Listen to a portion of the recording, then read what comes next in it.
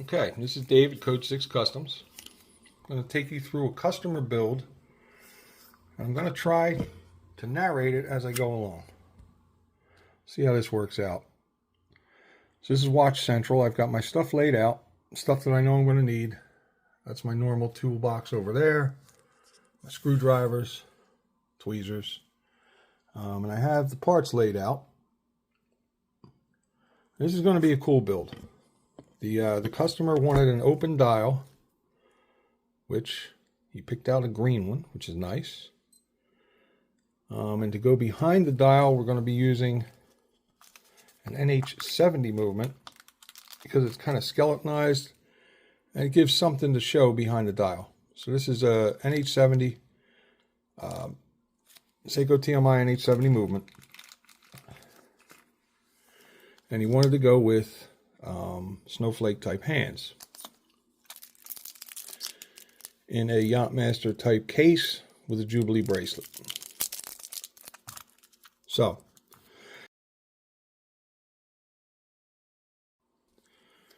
I'm going to take you through the process of applying my branding to this, and this may be a little hard to see. These are how my metal stickers come to apply the brand. Now there's not room for everything, so what I'm going to do is I'm going to cut out just the C6C for Code 6 Customs. Kind of a delicate process.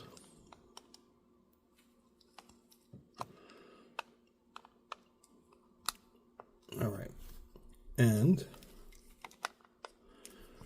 that's that.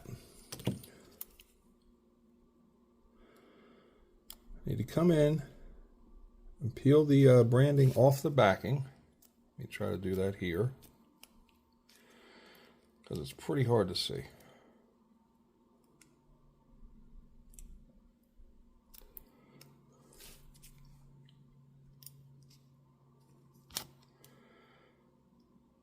All right, sorry about that. So now I just have the C6C. I'm going to take this,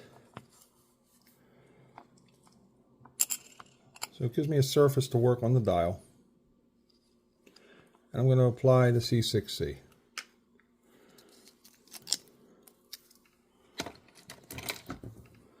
I'm trying to make sure that my tweezers don't come into contact with the dial. And that's it. So the dial already says automatic professional. I just want to add the C6C and try to make it straight. Make it straight and centered. And then I'm just going to lightly tap it in with the wood. Kind of make sure we're going to be centered. And we are. So I'll apply it. A little pressure with the wood to make sure that the logo sticks. I'm going to take the backing off. Again, I'm going to be real careful not to have the metal tweezers come into contact with the dial.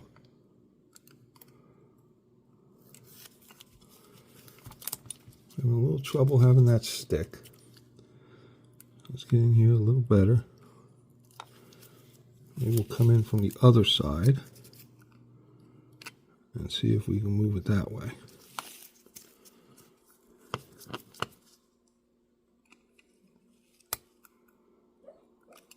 We're having a little problem with this.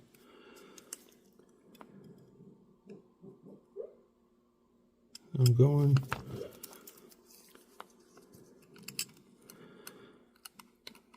real slow with this because I don't want to mess it up. I do have an extra dial in case I do mess it up. There we go. And that's the branding that'll be on there. I'm just going to press it down a little more with my finger and the finger cot, and we're good.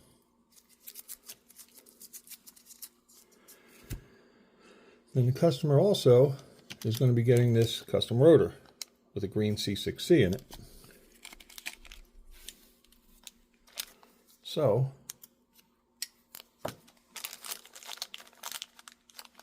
let's do that.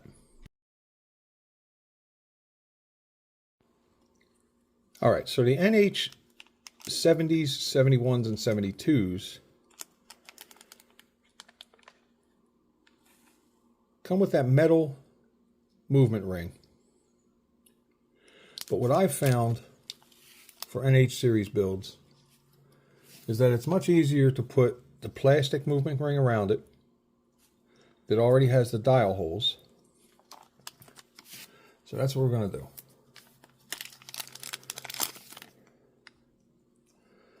So for this, we just have to find the area that goes over the stem and line that up. I'm going to do this on my movement holder.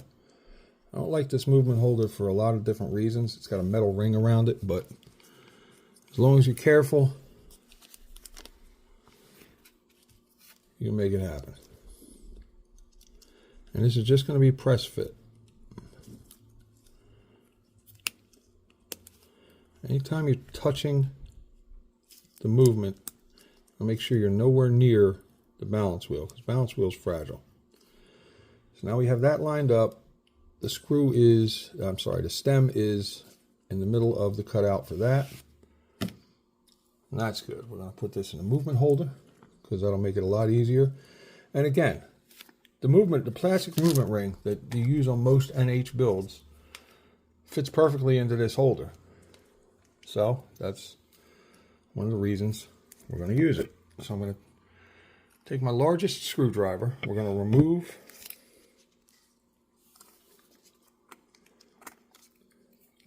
the rotor that comes with it.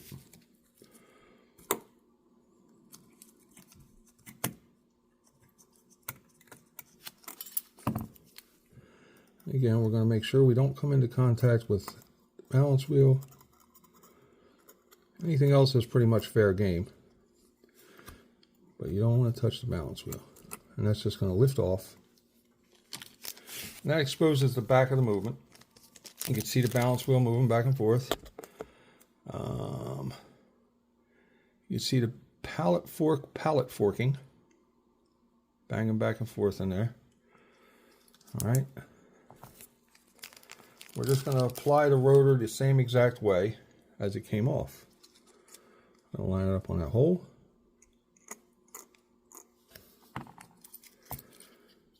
With the largest screwdriver. They make screwdrivers a little bigger just for this purpose. I'm sorry about the focus. So you're going to screw it down. And there you go. All right. We're going to apply our branded dial. I've already moved the dial feet because I had to do that to be able to place it into that work stand. So we have the dial feet and dial holes up here and down here. So we're just going to line it up. And there's a little notch in these dials. Very hard to see, but there's a little notch that you line up with the stem. And then everything else should fall into place. So that's the look we're going to get. Now, I believe on this dial, it was intended to have a date. And then you'd see the date ring through that slot. I didn't like that. The customer didn't like that. And I think this looks a lot better for a cutout movement, or for the cutout dial, to be able to see the skeleton type movement. So now the NH70, 71, and 72, and the NH38 are designed as no date movements. So in the in position, you wind the watch, and then there's only one other position. You pull it out to set the hands. And because there's no date, it really doesn't matter whether you start at midnight or not, as you do on most watches. So let's free the hands from their confines. I'm going to use Rodico. I'm going to start with the hour hand.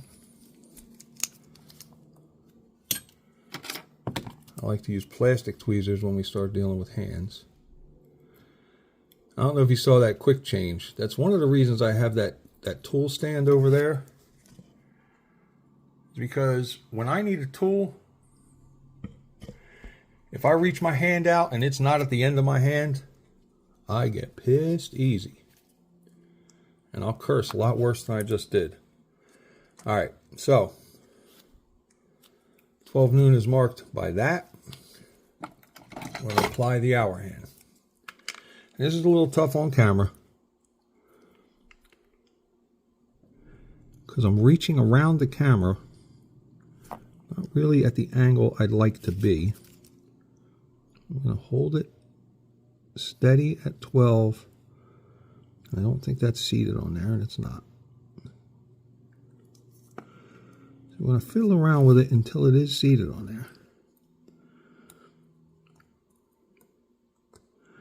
Once again, this is usually a first shot deal when I'm not on camera. Alright, so the hour hand is now there. You can see there is a gap between the hour hand and the dial for clearance. It appears relatively straight. If it's not, I'm going to give it a little fine tuning, because once you put the minute hand on, you want to make sure they're both lined up. So, I'm going to do the same thing with the minute hand.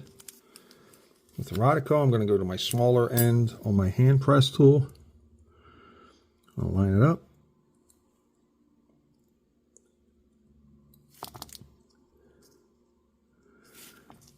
Kind of ease it over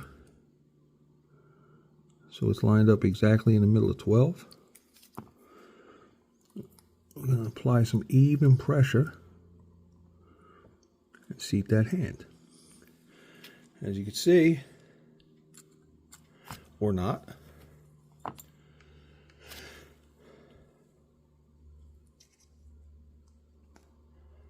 there's clearance between the minute hand and the hour hand. There's clearance between the minute hand and the hour markers, I believe. Yep, there you go. And we're good. So we're going to I'm going to take a little quick spin around to make sure that the minute hand is clearing all the markers. I'm going to do it slowly, to make sure the hands are clearing each other and the hands are clearing all the markers. I like to check at 9 to make sure the hands are perpendicular, like they're supposed to be. Obviously 12, and they're lined up dead on. You know, 3 also is another one where you could just take a quick look, make sure they're dead on. 6 o'clock is the other one. They should be straight up and down. And they are. So we're good. It really doesn't matter at what time you set the second hand in. So we're going to get the second hand with our Rodico. Get it in position. This might be a little tough on camera also, but I'll do my best. And if I have to, turn the camera off and come back to it, so be it. My main intention is to make sure I do this build right. Secondary is to do the video. So I'm going to get down really, really tight on it, so I could see the second hand pinion.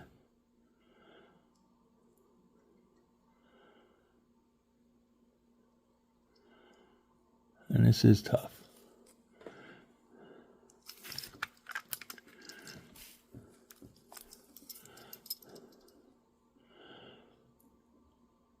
I gotta tell you, for real, I am normally a one-shot guy. That's not on there. That's not on there either.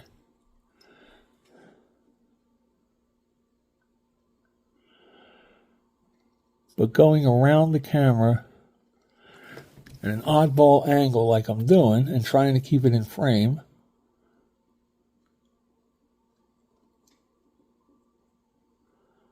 is going to cause me to curse.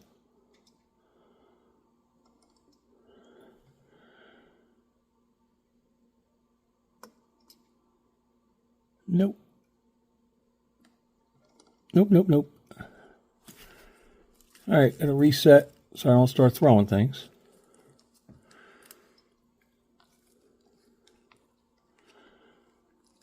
I'll take another swing at it.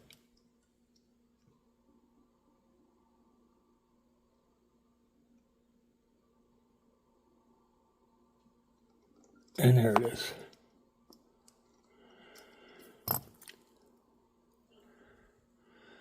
Second hand is on. It's a little cocked forward. I put a little pressure kind of backwards on it. Make sure it's fully seated.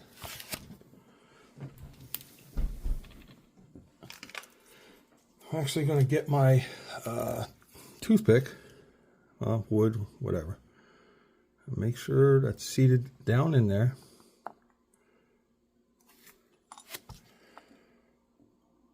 And we're good.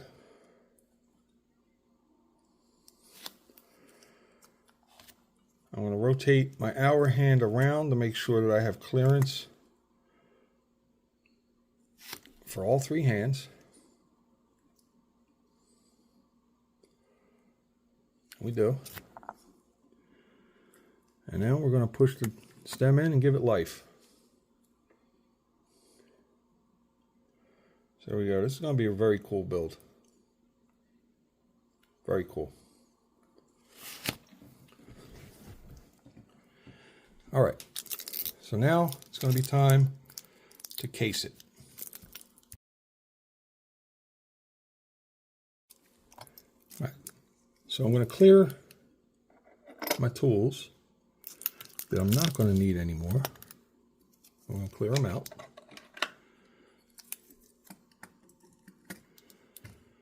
Plastic tip tweezers I'm always going to need, possibly.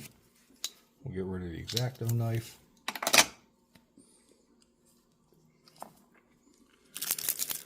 So now the case and the bracelet.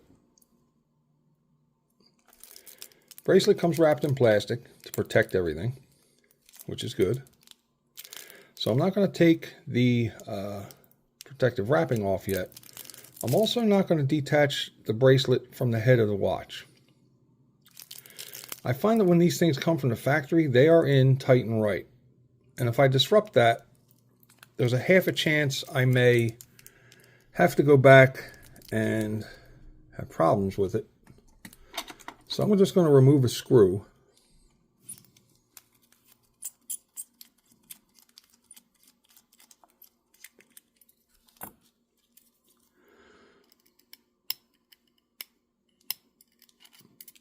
All right. I'm going to open her up. Case backs usually come hand tight. Take that off. There should be a rubber gasket in there, which I'm going to remove because I got to lubricate it when I put it back in.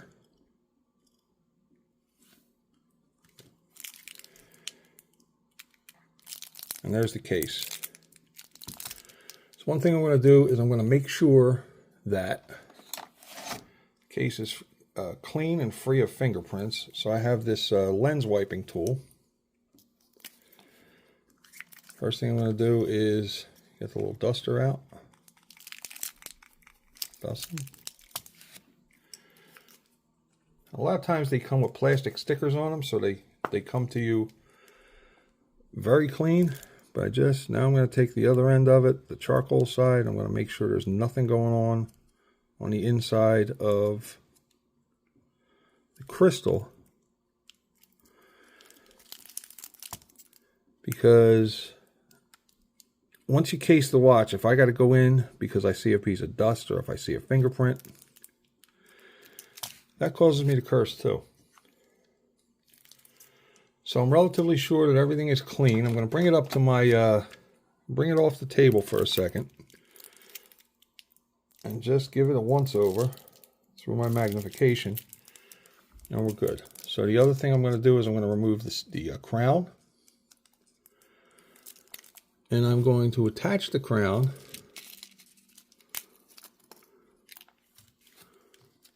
to the stem that came with the movement.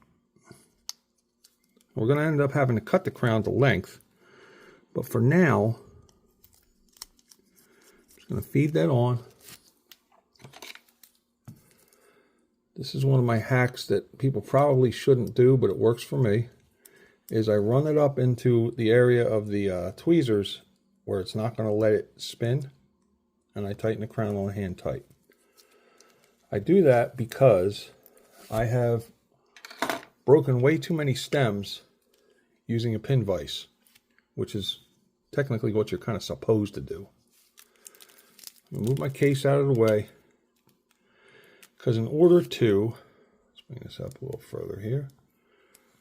In order to case the watch, you have to remove the crown, the stem. You have to remove the stem in winding position, in running position while the watch is running. These movement holders allow you to just flip it and nothing is fouling the hands. You can see it's still running because the balance wheel is moving. Now, there is a little lever on here. I do not know what it's called, but it's this right here. It acts as a lever, and that holds the stem in. To remove the stem, you press this little spot there.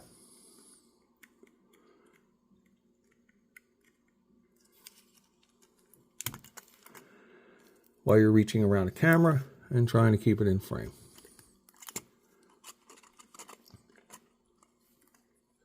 And again, these movement holders are cool because after all that, watch is still running and the hands are not fouled.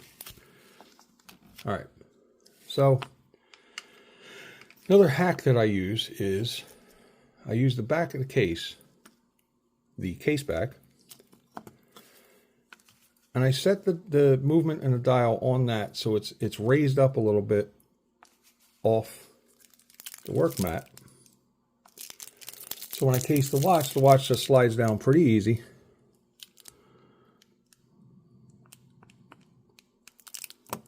Like so.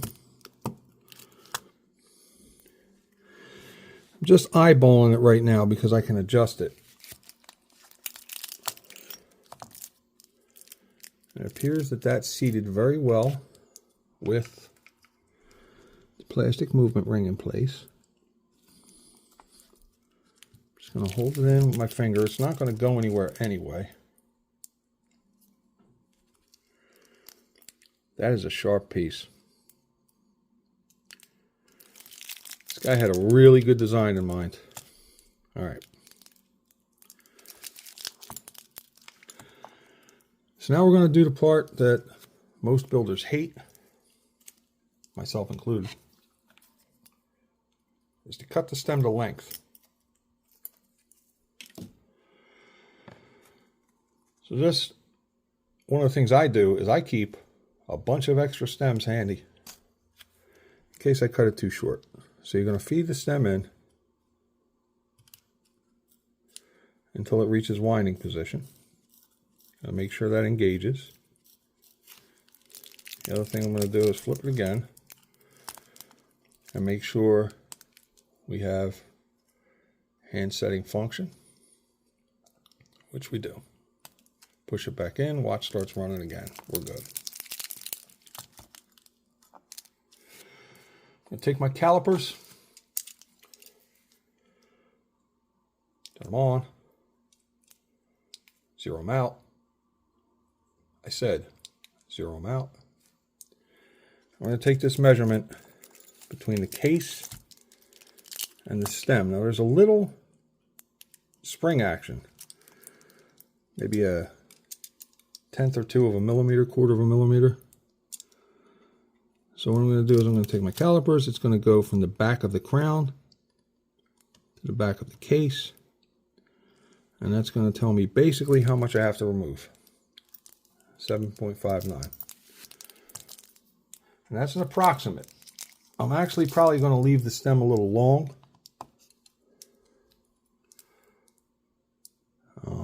Because it's easier to cut it short if you're off.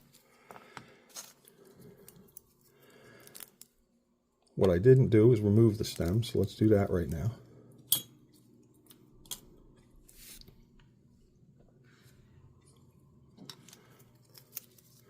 We have to remove the stem again.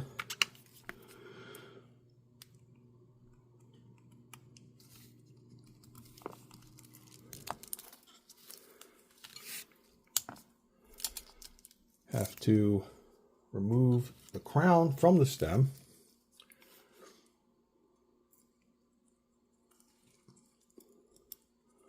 Because you need to cut the threaded end, obviously. Cut the other end, the watch isn't going to work. I'm going to take this up, and very scientifically with a Sharpie, I'm going to mark kind of around where I want to cut it. Should it be more precise? Probably. But it is what it is. Because I intend to cut it too long. Now, when I come off camera, you're going to hear it cut. You're going to hear it probably ricochet and land somewhere. Yes, you did. And I'm going to reinsert the crown. I'm going to kind of look at it. If there's no burrs or anything, there's normally no need, I see, to file it. I'm going to thread this. I got to bring it up here to thread it kind of to my eyes a little bit.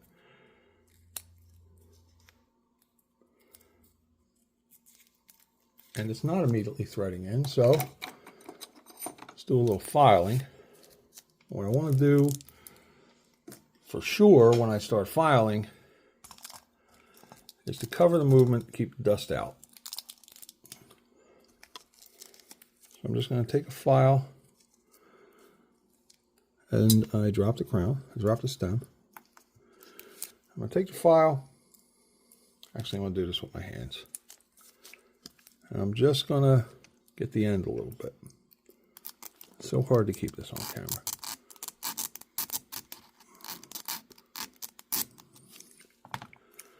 Let's see if this will thread back on.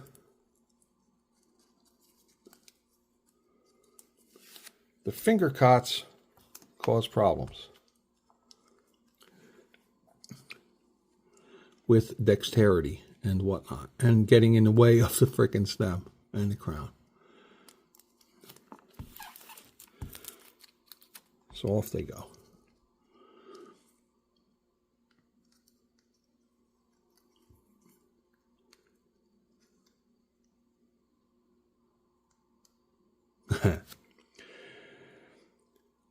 We'll be right back. All right, so literally the second that I turned the camera off, brought it to my face, it allowed me to see it enough to start hand threading it. And you see I put my finger condoms back on. Now kids, you can reuse finger condoms when you're building a watch, but you should never ever reuse a real condom. Take that to the bank and tell them Dave sent you. All right. So now the moment of truth, we're going to test fit the stem.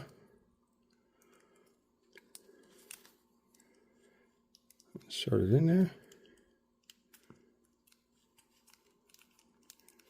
Push it in.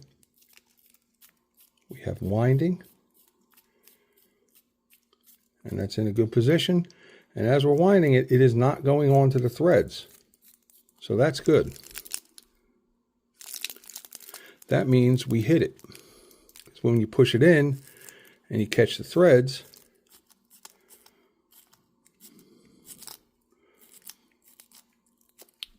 you're golden. You have a flat surface there.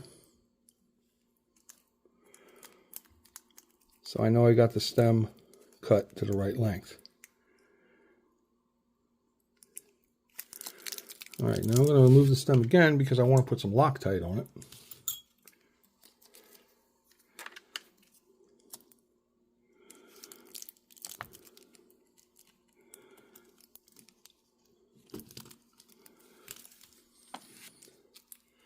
And we're going to go through this. Oh, okay, so there's something.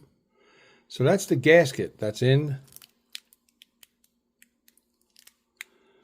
that part of the movement. So we're going to lay that back in there. And I'll deal with that in a couple seconds.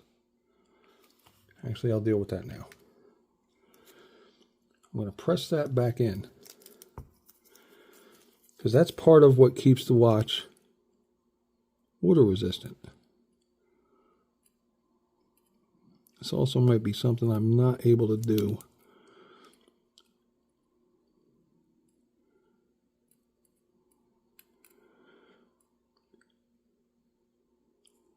on camera.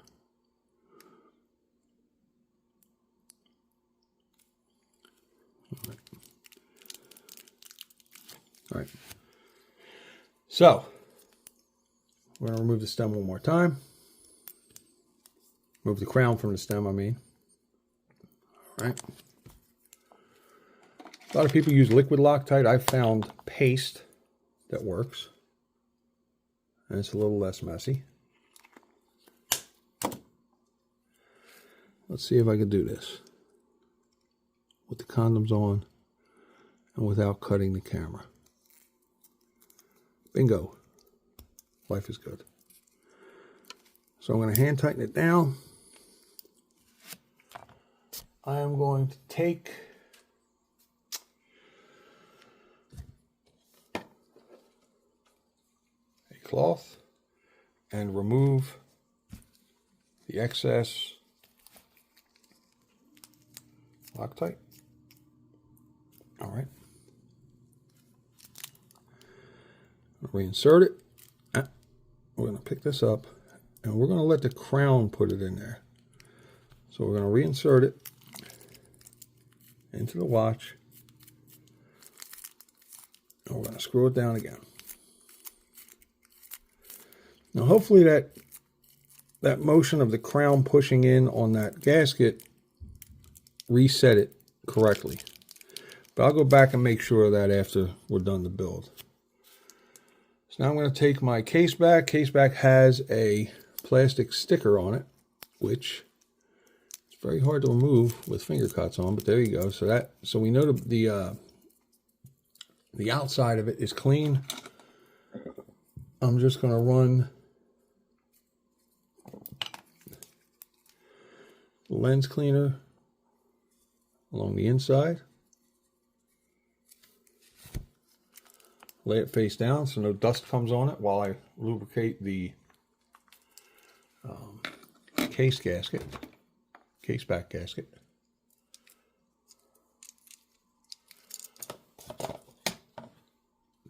In this thing that is just designed to lubricate gaskets.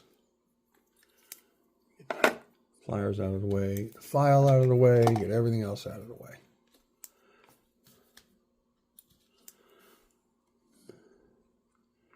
Just stick it in there. Both sides of this have lubrication on it. Shake and bake.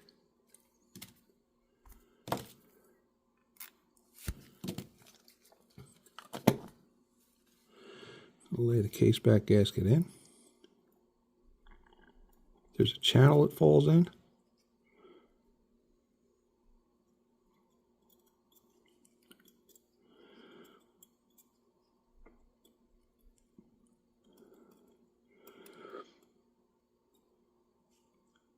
Take anything we see that doesn't belong there, we're going to take it out.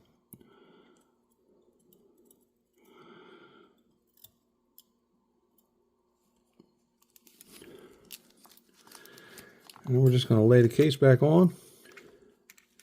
Kind of let it find the threads itself. You don't want to force it. And once it finds the threads,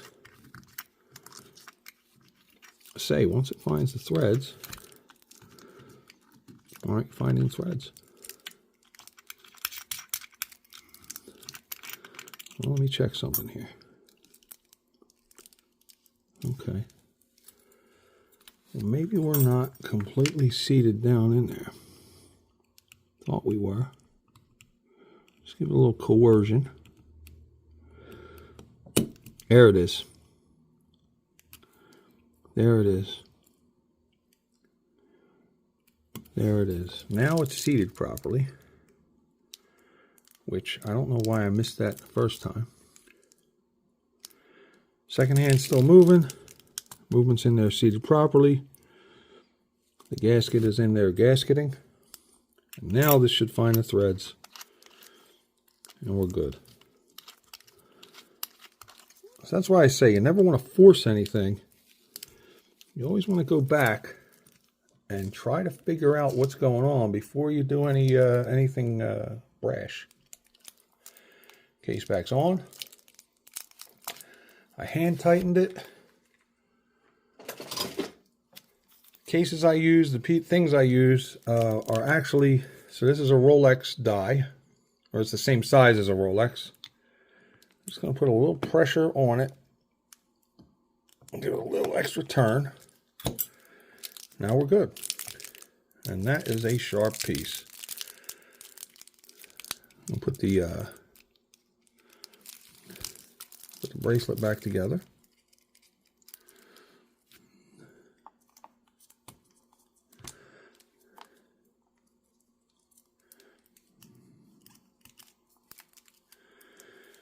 Just want to lay it in there and jiggle it a little bit, let it find its way again. And this is something else you definitely don't want to force. You let it find the threads.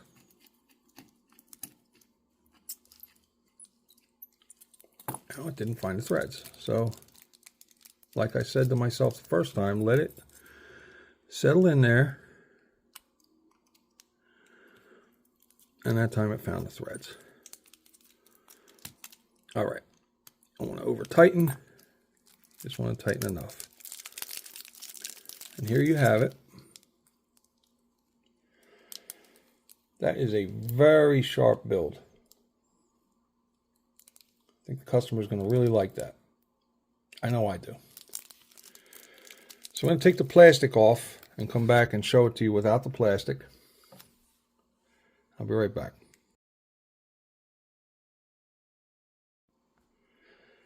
Okay, so there's my pile of plastic.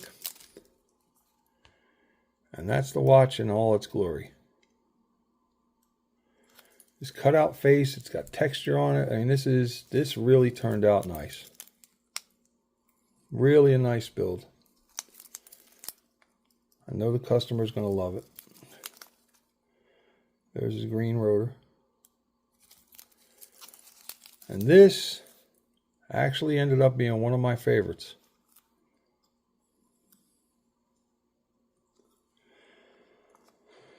So there it is. The green cutout. If you have any questions, you can go to my website at www.c6cwatches.com. My Instagram is at c6cwatches. I do custom commissions. This, in fact, was a custom commission.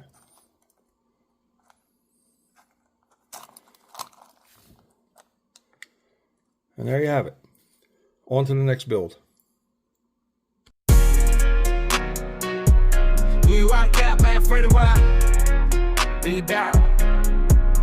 Yo, check it, we moving like top ticks. Code 6 custom watch game is sick. Automatic moves, precisions, no tricks. In the league of our own, we don't need your picks. Time's on our side, no room for debate. Custom creations that elevate fate. Code 6, we making a statement. Automatic speed, feel the excitement. Hands of the future, no need for confinement.